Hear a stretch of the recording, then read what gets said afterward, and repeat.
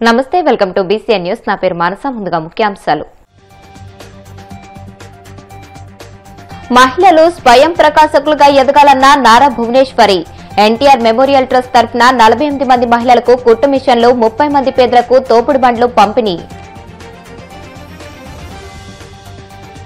Krishna tribunal ఎదుట ప్రభుత్వ వాదనలపై జగన్ మాట్లాడడం దయ్యాలు వేదాలు వల్లించినట్లుగా ఉంది జలవనరుల శాఖ మంత్రి నిమ్మల రామానాయుడు ఎద్దేవా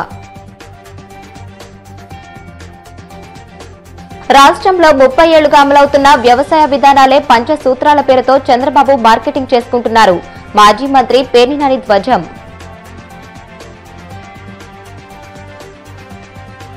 తిరుచానూరులో వైభవంగా శ్రీ పద్మావతి అమ్మవారి కార్తీక బ్రహ్మోత్సవాలు సర్వభూపాల వాహనంపై ఊరేగుతూ భక్తులను కటాక్షించిన అమ్మవారు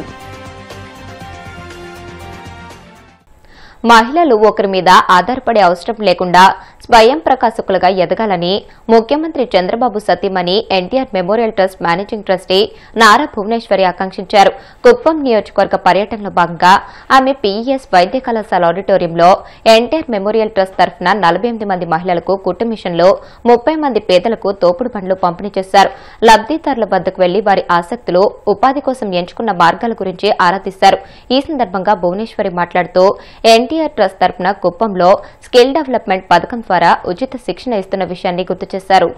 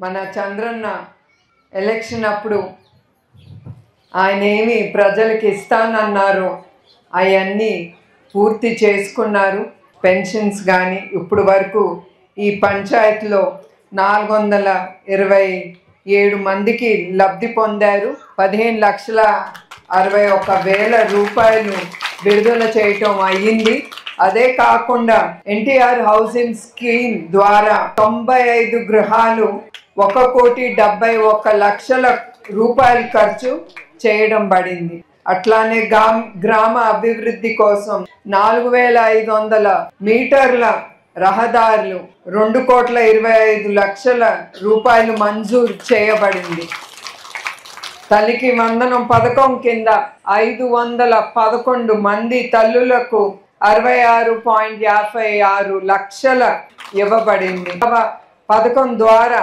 498 మన రైతన్నలకి 24.90 లక్షల రూపాయలు మంజూరు చేశారు రైతన్న ఆర్థిక సాయం అందించడం జరిగినది అట్లానే గోకుల్ షెడ్ నిర్వహణ కింద 25.20 లక్షలు కేటాయించబడింది ఇదే కాదు చంద్రన్న తల్లికి వందనం కానీ స్త్రీలకి ప్రతి ఇంటికి 3 గ్యాస్ సిలిండర్లు కానీ అట్లా ఆయన సూపర్ 6 అనౌన్స్ చేశారు ఇప్పటి వరకు ఆయన చెప్పింది ఆయన ముందుకి తీసుకెళ్లారు అక్కడతో ఆగలేదు ఆయన ఏదో పథకాలు నేను అనుకుంది ప్రజలకు ఇచ్చేశాను ఇక్కడతో నా పని అయిపోయింది వాళ్ళు అక్కడతో సంతోషంగా ఉంటారు చాలు అనే ఆగకుండా ఆయన యావత్ ఆంధ్రప్రదేశ్ ప్రజల కోసం రాత్రింబగళ్ళు కష్టపడి ఆయన చాలా ఇండస్ట్రీస్ తీసుకొచ్చారు వేలాది కోట్ల రూపాయలు మన ఆంధ్ర రాష్ట్రంలో ఇన్వెస్ట్ చేయటానికి పెద్ద పెద్ద ఇండస్ట్రీలు ముందుకొచ్చినాయి. అన్నిటికంటే ఆయన ఎప్పుడు కుప్పం ప్రజలు నమ్మి ఎట్లా ఆయన 8 సార్లు గెలిపించారు, అది ఎప్పుడు మీ చంద్రన్న మర్చిపోరు. మన ప్రభుత్వం ఉన్నా లేకపోయినా కూడా మన కార్యకర్తలు, మన కుప్పం ప్రజలు మేమున్నాం నీతో సైతం, నీతోనే పాటు మేము నడుస్తామని ఆయన గెలిపించి ఇప్పుడు ఆ సీఎం కుర్చీలో ఆయన కూర్చున్నారంటే అది మీ కుప్పం ప్రజలు పెట్టిన భిక్ష అనుకోండి, ఆశీర్వచనం అనుకోండి. కృష్ణా ట్రిబ్యునల్ ఎదుట ప్రభుత్వ వాదనలపై జగన్ మాట్లాడడం దెయ్యాలు వేదాలు బలించినట్లుగా ఉందని మంత్రి నిమ్మల రామానాయుడు విమర్శించారు. 5 ఏళ్ల పాటు ప్రజలు అధికారం ఇచ్చినప్పుడు ఆయన ఎక్కడ నిద్రపోయారని ప్రశ్నించారు. జలవనరులపై ఇప్పుడు ప్రదర్శిస్తున్న కపట ప్రేమ అధికారంలో ఉన్నప్పుడు ఏమైందని మండిపడ్డారు. 2014లో రాష్ట్ర విభజన తర్వాత ఏపీ వాటాగా 512 టీఎంసీలు, తెలంగాణ వాటాగా 299 టీఎంసీలు వాడుకునే విధంగా రాష్ట్ర ప్రయోజనాలను కాపాడింది చంద్రబాబుని గుర్తు చేశారు. కృష్ణానది జల వివాదాలకు సంబంధించినటువంటి ట్రిబ్యునల్ ముందు ఆంధ్రప్రదేశ్ రాష్ట్ర ప్రభుత్వం ఆ యొక్క ఏదైతే ఆ ట్రిబ్యునల్ ముందు వాదనలు వినిపించడంలో విఫలమైందని ఏదైతే జగన్మోహన్ రెడ్డి నిన్న ముఖ్యమంత్రి గారికి ఏదైతే లేఖ రాశారో, దెయ్యాలు వేదాలు వలించినట్లుగా దొంగే దొంగ దొంగ అని అరిచినట్లుగా జగన్మోహన్ రెడ్డి వైఖరి ఉన్నటువంటి పరిస్థితి. మేము అడుగుతూ ఉన్నాం, 5 ఏళ్లు అధికారం ఇస్తే ఎక్కడ నిద్రపోయావు జగన్మోహన్ రెడ్డి? 5 ఏళ్లు అధికారం ఇస్తే ఏదైతే ఈరోజు జల వనరుల మీద నువ్వు చూపిస్తున్నటువంటి కపట ప్రేమ 5 ఏళ్ల పరిపాలనలో ఏమైంది అని చెప్పి జగన్మోహన్ రెడ్డిని ప్రశ్నిస్తూ ఉన్నాం. ఎంతో రాష్ట్ర ప్రగతికి కీలకమైనటువంటి నీటి వనరులన్నీ కూడా నీ హయాంలో నిర్వీర్యమైపోయినటువంటి పరిస్థితి అవునా కాదా అని చెప్పి ఈరోజు జగన్మోహన్ రెడ్డి ప్రశ్నిస్తూ ఉన్నటువంటి పరిస్థితి. ఆంధ్రప్రదేశ్ రాష్ట్రానికి ఒక జీవనాడి పోలవరం, రాయలసీమ, ఉత్తరాంధ్రకు సంబంధించినటువంటి కీలకమైనటువంటి ప్రాజెక్టులు ఎన్నో నీ యొక్క విధ్వంసానికి, నీ యొక్క ధ్వంసానికి బలైపోయి ఆ ప్రాజెక్టులన్నీ కూడా పడుకున్నటువంటి మాట వాస్తవమా కాదా? నీ తిరోగమన పాలన వల్ల 20 సంవత్సరాలు వెనక్కి ఆంధ్రప్రదేశ్ రాష్ట్ర ప్రాజెక్టులన్నీ కూడా వెళ్లిపోయినటువంటి పరిస్థితి వాస్తవమా కాదా అని చెప్పి ఈరోజు జగన్మోహన్ రెడ్డిని ప్రశ్నిస్తున్నామని చెప్పి తెలియజేస్తూ ఉన్నాం. KWD2 ఏదైతే ఉందో, అంటే ఈ కృష్ణానది జల వివాదాల ట్రిబ్యునల్ ఏదైతే ఉందో దాని మీద ఈ యొక్క ప్రభుత్వ వాదనలు విఫలమని ఏదైతే జగన్మోహన్ రెడ్డి చెప్తూ ఉన్నాడో, ఈరోజు జగన్మోహన్ రెడ్డి సమాధానం చెప్పాలి ఆంధ్రప్రదేశ్ రాష్ట్ర ప్రజలకి. ఏదైతే ఈ యొక్క కృష్ణానది జల వివాదాల ట్రిబ్యునల్ 2 వేయడానికి కారకుడు జగన్మోహన్ రెడ్డి కాదా? ఈరోజు సమాధానం చెప్పాలి. ఏదైతే ఈ KWD2 ఏదైతే ఉందో ఇది తీసుకురావడానికి జగన్మోహన్ రెడ్డి కారణమా కాదా? ఈరోజు ఇవాళ ఆంధ్రప్రదేశ్ రాష్ట్ర ప్రజలకు సమాధానం చెప్పవలసినటువంటి అవసరం ఉంది. ఎందుకు ఈ మాట చెప్తూ ఉన్నామని అంటే, ఆ రోజు 2014లో రాష్ట్ర విభజన జరిగినటువంటి పరిస్థితుల్లో బైఫర్కేషన్ యాక్ట్ ప్రకారం ఏదైతే ఆంధ్రప్రదేశ్ రాష్ట్రం గాని తెలంగాణ రాష్ట్రం గాని సంబంధించినటువంటి ప్రాజెక్టులు ఏవైతే ఉన్నాయో ఆ ప్రాజెక్టుల వారీగా ఏవైతే కేటాయింపులు ఉన్నాయో వాటి మీద మాత్రమే నిర్ణయం తీసుకోవాలని బైఫర్కేషన్ యాక్ట్ చెప్తున్నటువంటి దశలో దానికి అనుగుణంగానే ఆ రోజు 2014లో రాష్ట్ర విభజన జరిగిన తర్వాత ఇటు ఆంధ్రప్రదేశ్ రాష్ట్ర ముఖ్యమంత్రి చంద్రబాబు నాయుడు గారు, అటు తెలంగాణ ముఖ్యమంత్రిగా కేసీఆర్ గారు మరి ఆ రోజు మరి నిర్ణయం ఏదైతే 811 టీఎంసీలు ఉమ్మడి ఆంధ్రప్రదేశ్ రాష్ట్రానికి ఉంటే అందులో ఆంధ్రప్రదేశ్ రాష్ట్రం ప్రాజెక్టుల వారీగా 512 టీఎంసీలు, తెలంగాణకు సంబంధించి 299 టీఎంసీలు చొప్పున ఆ రోజు ఒక అంగీకారానికి వచ్చిన మరి రాష్ట్ర ప్రయోజనాలను కాపాడిన వ్యక్తి చంద్రబాబు నాయుడు గారా కాదా అని ఈ రోజు జగన్మోహన్ రెడ్డి గుండెల మీద చేసుకుని చెప్పవలసినటువంటి అవసరం ఉంది. మరి ఆ రకంగా 2014లో చంద్రబాబు నాయుడు గారు కేసీఆర్ గారు తీసుకునేటువంటి నిర్ణయం ప్రకారమే ఈ రోజు 512 టీఎంసీలు ప్రాజెక్టుల కేటాయింపుల వారీగా ఈ రోజు వరకు ఆంధ్రప్రదేశ్ ఉపయోగించుకుంటూ ఉంటే మరి ఈ రోజు KWD ఏదైతే 2 ఏదైతే ఉందో మరి యొక్క కృష్ణా నదికి జల వివాదాల ట్రిబ్యునల్ ఏదైతే ఉందో మరి దీనికి అంకురార్పణ ఎప్పుడు జరిగింది? ప్రకటనలో ఉత్సవాల పేరుతో ఎల్లో మీడియాకి వైసీపీ నాయకుల మీద పెట్టిన తప్పుడు కేసులు వాదించిన సిద్ధార్థ లూథ్రాకి ఇవ్వడానికి చంద్రబాబు వద్ద డబ్బులుంటాయి కానీ పంట నష్టపరిహారం ఇవ్వడానికి గిట్టుబాటు ధర కల్పించడానికి ప్రభుత్వం వద్ద డబ్బులుండవా అని మాజీ మంత్రి పేర్నినాని ప్రశ్నించారు. తాడేపల్లిలోని వైసీపీ కేంద్ర కార్యాలయంలో ఆయన మీడియాతో మాట్లాడుతూ రాష్ట్రంలో 30 ఏళ్లుగా అమలవుతున్న వ్యవసాయ విధానాలే పంచసూత్రాల పేరుతో చంద్రబాబు మార్కెటింగ్ చేసుకుంటున్నారని ధ్వజమెత్తారు. ఆల్మట్టి డ్యాం ఎత్తు పెంచి కర్ణాటక రాష్ట్రం కృష్ణా జలాలు తరలించుకుపోతుంటే నీటి భద్రత పేరుతో రైతులకు కాకమ్మ కథలు చెబుతున్నారని దుయ్యబట్టారు.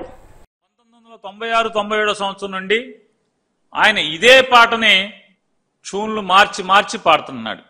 ఒకసారి హిందోళంలో పాడతాడు, ఒకసారి శంకరాభరణంలో పాడతాడు, ఒకసారి ఆనంద భైరవిలో పాడతాడు.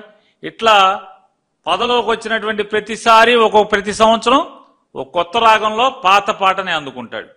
ఏంటయ్యా అంటే పేరు మారుస్తాడు, టైటిల్ మారుస్తాడు, రాగం మారుస్తాడు. ఆయన చెప్తాడు రైతులకు పంచసూత్రాలంట.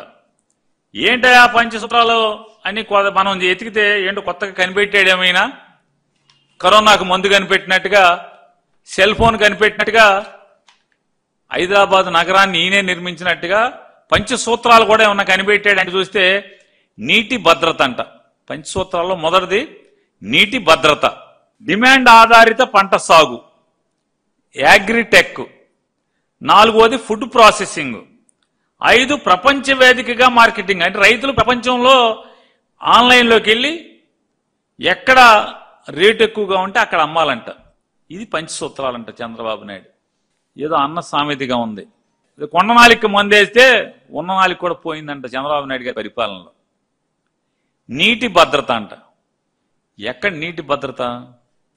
ఒక పక్కేమో నీళ్ళేమో కర్ణాటక వాళ్ళు, తెలంగాణ వాళ్ళు అడ్డగోలుగా దోచుకెళ్లే కార్యక్రమాలు వాళ్ళు చేస్తుంటే మీరేమో పట్టనట్టేమో మీరు ముగ్గురు మీ దోపిడీలో మీరుండి వైజాగ్లో పొలాలు అమ్ముకోవటం, వైజాగ్లో స్థలాలు అమ్ముకోవటం, ఈ రాష్ట్రాన్ని దోచుకోవటం. ఇప్పటికీ 2.5 లక్షల కోట్ల అప్పులు తెచ్చేసి ఏం చేశారంటే దోచుకునే పరిస్థితి. ఈ అడవుల్లో మీరుంటే, ఈ దోచుకునే అడవుల్లో మీరుంటే నీటి భద్రతని మాగు చెప్తారు, నీళ్లేమో దొంగతనం జరుగుతుంది పరాయ రాష్ట్రాలతో. ఇవి పట్టించుకోరు. అల్మట్టి డ్యామ్ ఎత్తి పెంచేసుకుంటున్నారు, పట్టించుకోవు. కేంద్రం నా చెప్పు చేతలు ఉందని చెప్తావు, కింగ్ మేకర్ అని చెప్తావు. కింగ్ మేకర్ బొంగు మేకర్ ఎవరికి కావాలి? ఇవన్నీ నీ కింగ్ మేకర్ ఎవరికి కావాలి? బొంగు మేకర్ ఎవరికి కావాలి? అయ్యా నువ్వు మరి నీ దేశంలో నీ చెప్పు చేతల్లో దేశం ఉంటే, ప్రధానమంత్రి నీ చెప్పు చేతల్లో ఉంటే, కేంద్ర ప్రభుత్వం నీ చెప్పు చేతల్లో ఉంటే, కేంద్ర జలవనరుల సంఘం నీ చెప్పు చేతల్లో ఉంటే మరి ఏంటి ఆల్మట్టి ఎలా ఎత్తి పెంచేసుకుంటున్నారు? ఈ రకంగా తెలంగాణలో ఇష్టారాజ్యంగా ఏం జరుగుతుంది? నిద్రపోతున్నారా? దాచుకుంటాకి మాటికి దుబాయ్లు ఫారెన్లు వెళ్తుంది తప్పితే ఏం జరుగుతుంది? అందరినీ గాలి కొదిలి ఇయే మాటలు. 1996-97 సంవత్సరం నుంచి ఇయే మాటలు కదా. నీళ్లు కొలుస్తాం. మీరు గతంలో మర్చిపోయారేమో. 1999-2004 మధ్యలో ఫ్లూమ్ అని చెప్పని వాటర్ ఫ్లూమ్స్ అని, వాటర్ గేజ్లని, నీళ్లు కొలత కొలుస్తాను, ఏ రైతు ఎంత వాడుతున్నాడో కొలత కొలుస్తా అని చెప్పి ఆ రోజు మాట్లాడావు. ఇప్పుడు కొలిచావా? ఎక్కడన్నా ఉందా? మే మాసంలోనేమో అడావుడిగా కేబినెట్ తీర్మానం చేసి జీవో అంటారా? నవంబర్కి వచ్చాక డబ్బులు వేస్తారా? మీ హెలికాప్టర్లు మాత్రం డబ్బులు కట్టేస్తారు వెంటనే. ఈనాడు పేపర్ అడ్వర్టైజ్మెంట్లకు డబ్బులు ఇచ్చేస్తారు. మీరు పెట్టిన తప్పుడు కేసుల్లో తప్పుడు వాదనలు చేయటానికి, బలపరచడానికి లోత్రాకి కోట్లు డబ్బులు ఇస్తారు. దానికి మాత్రం డబ్బులు ఉంటాయి. మీరు హామీ ఇచ్చి డబ్బాలు కొట్టుకున్నటువంటి మామిడి రైతుకు 4 రూపాయలు ఇవ్వటానికి మాత్రం మే నుంచి ఇప్పుడు దాకా మీ దగ్గర డబ్బులు. తెలుగుదేశం ప్రభుత్వం చెప్పిన మాటకు కట్టుబడి అనేక సంక్షేమ పథకాలు అమలు చేస్తుందని, ప్రజలకు వచ్చిన ప్రతి సమస్యను పరిష్కరించేందుకు సిద్దంగా ఉన్నామని కమలాపురం ఎమ్మెల్యే పుత్తా కృష్ణ చైతన్యారెడ్డి పేర్కొన్నారు. కడప నగరంలోని టీడీపీ కార్యాలయంలో ప్రజా దర్బార్ నిర్వహించారు. ఈ సందర్భంగా సుదూర ప్రాంతాల నుంచి ప్రజలు తమ సమస్యలపై అర్జీలు సమర్పించారు. ఒక్కొక్కరి సమస్యను క్షుణ్ణంగా పరిశీలించిన ఎమ్మెల్యే అక్కడికక్కడే పరిష్కారం చూపారు. అందుబాటులో అయితే మేము ప్రతిరోజు ఉంటాము. ఇక్కడ ఉన్న రోజులు మా ప్రజా దర్బార్ ఉండనే ఉంటుంది. కానీ ప్రజా దర్బార్ కార్యక్రమం పెట్టుకొని చేసినప్పుడు ఎప్పుడైనా ఉన్నప్పుడు ఒక 3-4 రోజుల ముందు నోటీస్ ఇస్తూ ఉంటాము. వారానికి ఒక రోజు ఖచ్చితంగా ప్రజా దర్బార్ ఏర్పాటు చేస్తాం. మ్యాక్సిమం శుక్రవారం ఉంటుంది. శుక్రవారం ఒకవేళ అనివార్యకరం మేము లేకపోతే అది ఇంకొక రోజు ఏ రోజు అయితే పెడతారో ఆ రోజు ఖచ్చితంగా ముందే తెలియజేయడం, పేపర్లో కూడా తెలియజేయడం జరుగుతుంది. దాని తగ్గట్టు మిగిలిన రోజులు ఏ రోజు వచ్చినా కూడా ఆఫీసులు ఖచ్చితంగా సమస్యలు మాత్రం పరిష్కరించడానికి రెడీగా ఉంది. ఎక్కువ పెన్షన్లవి రెవెన్యూ సమస్యలు వస్తూ ఉన్నాయి. రెవెన్యూ సమస్యలు మ్యాక్సిమం 99% రీసర్వేలు అయిపోతాయని చెప్పి ఇక్కడైతే రీసర్వేలు జరగలేదు, లేదంటే జాయింట్ ఎల్పిఎంస్ ఉన్న దగ్గర ఇష్యూస్ ఎక్కువ వస్తూ ఉన్నాయి. ఇవి కాకుండా పెన్షన్లు, ఇంటి స్థలాలు వాటి మీద ఎక్కువ వస్తూ ఉన్నాయి. పెన్షన్లవి కూడా కొద్దిమందికి ఎందుకంటే ఇప్పుడు పెన్షన్లు విపరీతంగా పెరిగిపోయినాయి కాబట్టి 10,000 డయాలసిస్ పేషెంట్లకు ఇస్తున్న కిడ్నీ ప్రాబ్లమ్స్ ఉన్న వాళ్ళకి, అలాగే 6,000 వికలాంగులకి వస్తున్నాయి కాబట్టి వాటన్నిటి మీద కూడా ఎక్కువ అర్జీలు వస్తున్నాయి. రెవెన్యూ విషయాలు రెగ్యులర్గా వచ్చేవి. ఇప్పుడు కాసేపు ప్రకటనలు.